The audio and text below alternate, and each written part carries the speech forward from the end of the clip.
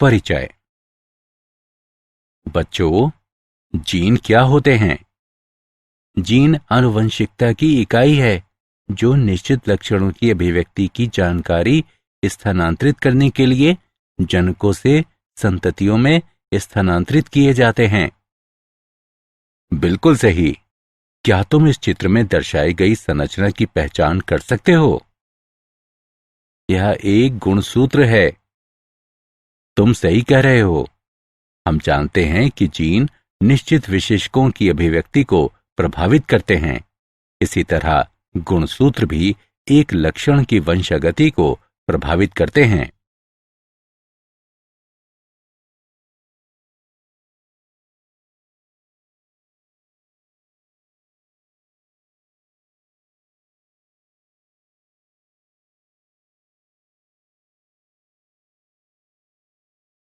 उद्देश्य।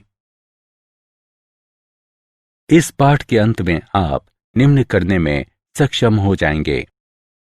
वंशागति का क्रोमोसोम सिद्धांत समझना, जीन तथा क्रोमोसोम के व्यवहार प्रतिरूप के बीच अंतर करना, सहलग्नता की घटना को समझना, पुनर्योजन की घटना को समझना। 1900 तक मेंडल के कार्य की अमान्यता के कारण। मेंडल का कार्य 1900 तक अज्ञात रहा क्योंकि संचार की कमी के कारण उनके कार्य का व्यापक रूप से प्रचार नहीं किया गया था। स्थायी एवं विविक्त इकाइयां जो विशेषकों तथा एक दूसरे से साथ मिश्रित न होने वाले अलील के जोड़ों की अभिव्यक्ति को नियंत्रित करती हैं। इनके रूप में उनकी जीन की संकल्पना प्रकृति में दिखाई देने वाली सतत विविधता की व्याख्या के रूप में स्वीकार नहीं की गई।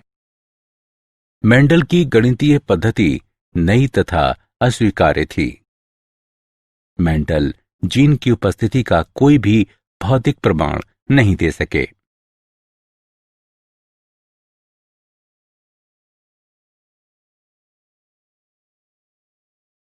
क्रोमोसोम यानी गुणसूत्र की खोज।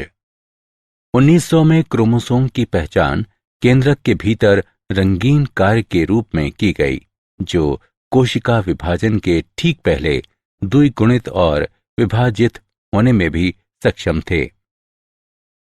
परिणाम स्वरूप डी व्रीज, कॉरेंस और वॉन शेरमाक ने मेंडल के कार्यों की पुनः खोज की। सन 1902 में अर्धसूत्री कोशिका विभाजन के दौरान क्रोमोसोम की गति की पहचान की गई।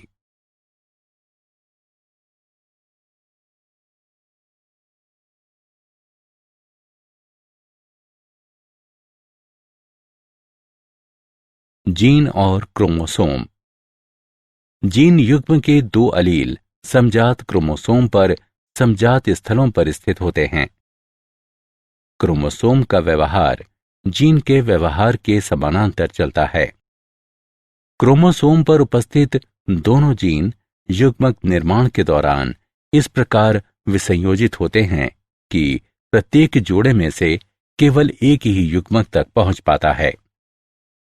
जीन या क्रोमोसोम के युग्म का विसंयोजन एक दूसरे से स्वतंत्र होता है।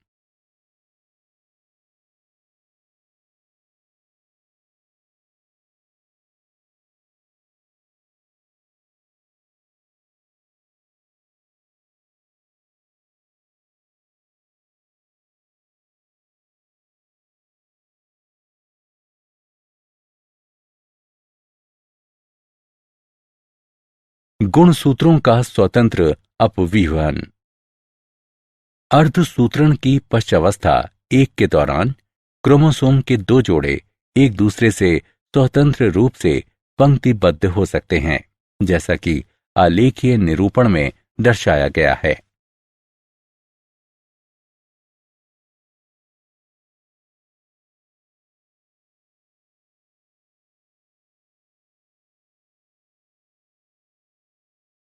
वंशागति का क्रोमोसोम सिद्धांत।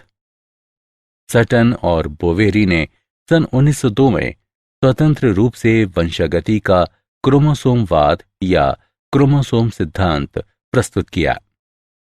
सिद्धांत के अनुसार आनुवंशिक जानकारी जीन द्वारा ले जाई जाती है जो क्रोमोसोम के भाग हैं। सटन और बोवेरी के अनुसार क्रोमोसोम युग्म का जोड़ा बन जाना या अलग होना अपने में ले जाए जा रहे कारकों के युग्म के विसंयोजन का कारण बनेगा।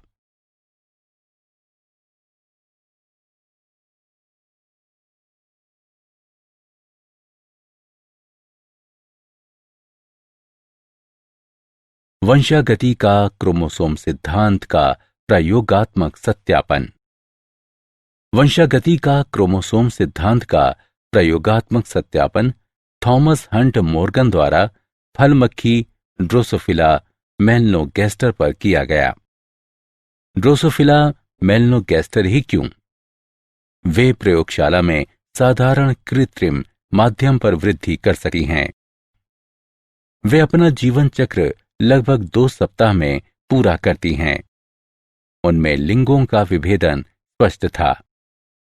इनकी आनुवंशिक विविधताओं को कम क्षमता वाले माइक्रोस्कोप से देखा जा सकता है।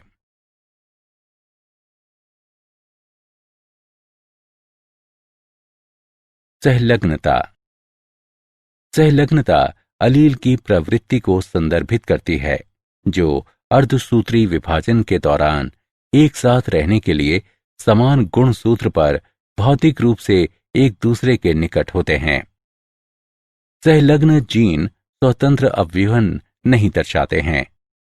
मॉर्गन ने पीले शरीर और श्वेत आंखों वाली मादाओं तथा भूरे शरीर लाल आंखों वाले नरों के बीच सहलग्नता का पता लगाने के लिए 2 बिंदु परीक्षार्थ संकरण का उपयोग किया। उन्होंने देखा कि 2 जीन स्वतंत्र रूप से विसंयोजित नहीं हुए और F2 फिनोटाइप अनुपात अपेक्षित अनुपात 9:3:3:1 से भिन्न था। मॉर्गन ने देखा कि ड्रोसोफिला में आंखों का रंग लिंग सहलग्न था, जैसा कि आरेख में दर्शाया गया है।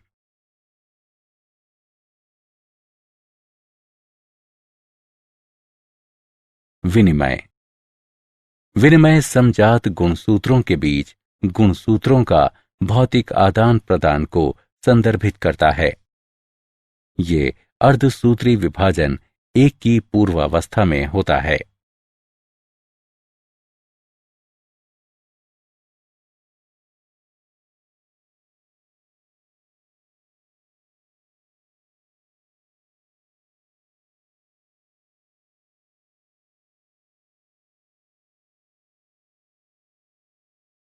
विनिमय तथा आनुवंशिक पुनर्योजन।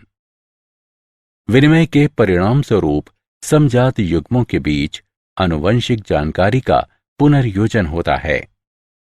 पुनर्योजन अर्धसूत्री विभाजन के दौरान समान गुणसूत्र पर अलील के आनुवंशिक अभिव्यूहन को संदर्भित करता है।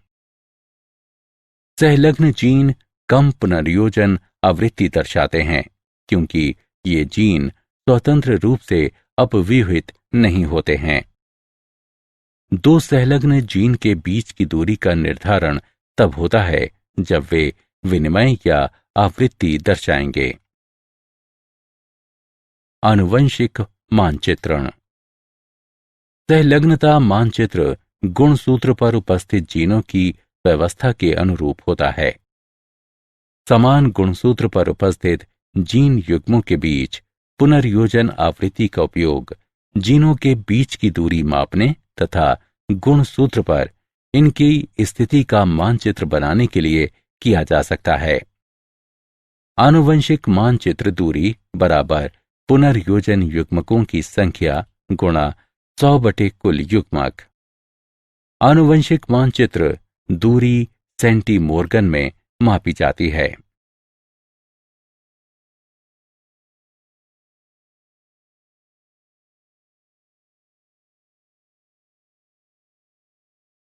क्या आप जानते हैं सहलग्नता मानचित्र का उपयोग हेलियोथिस और हेलिकोवर्पा पीड़कों का प्रतिरोध करने की कीटनाशकों की क्रियाविधि का अध्ययन करने के लिए किया जा सकता है। सहलग्नता मानचित्र एक विशिष्ट विभेद में विशिष्ट कीटनाशक का प्रतिरोध करने में योगदान करने वाले सहलग्नता समूहों की संख्या का निर्धारण और उनकी पहचान करता है। सारांश। आइए हमने जो कुछ सीखा है उसे संक्षेप में दोहराएं। सटन और बोवेरी ने सन 1902 में स्वतंत्र रूप से वंशागति का क्रोमोसोमवाद या क्रोमोसोम सिद्धांत प्रस्तुत किया। सिद्धांत के अनुसार आनुवंशिक जानकारी जीन द्वारा ले जाई जाती है जो क्रोमोसोम के भाग हैं। मेंडल का स्वतंत्र अवयूहन का नियम उन जीनों के लिए सत्य नहीं हुआ जो समान गुणसूत्रों पर स्थित थे। ये जीन सहलग्न जीन कहलाते थे।